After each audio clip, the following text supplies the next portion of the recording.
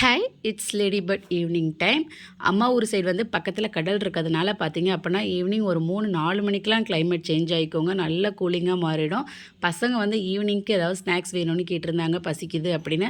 அம்மா டக்குன்னு வாழைக்காய் இருக்கவும் பஜ்ஜி போட்டு கொஞ்சம் சட்னி வேறு செஞ்சு கொடுத்தா சாப்பிட்டுக்குவாங்க அப்படின்னு பசங்களுக்கு போட்டு கொஞ்சமாக சட்னி செஞ்சு பஜ்ஜி வச்சு கொடுத்துட்டாங்க. எனக்கு வந்து நான் அப்போல்லாம் மரவள்ளிக்கிழங்கு தாங்க விரும்பி சாப்பிடுவோம். ஏன்னா இன்றைக்கி ஞாயிற்றுக்கிழமை வேறு அம்மா ஊரில் சந்தை. ஸோ நான் தான் போயிருந்தேன் சந்தைக்கு. அப்படியே மரவள்ளிக்கிழங்கு வாங்கிட்டு வந்துட்டேன். லாஸ்ட் டைமே வந்து மரவள்ளிக்கிழங்கு வாங்கிட்டு வந்து சாப்பிட்டுட்டு நான் அதை உங்கள்கிட்ட வீடியோ ஷேர் பண்ணியிருந்தேங்க.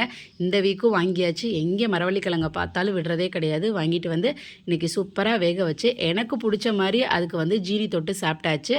மரவள்ளிக்கிழங்குக்கு உண்மையிலே இந்த ஜீனி தொட்டு சாப்பிட்றது தாங்க சூப்பராக இருக்கும். கண்டிப்பாக நீங்கள் இந்த மாதிரி ட்ரை பண்ணி பாருங்கள்.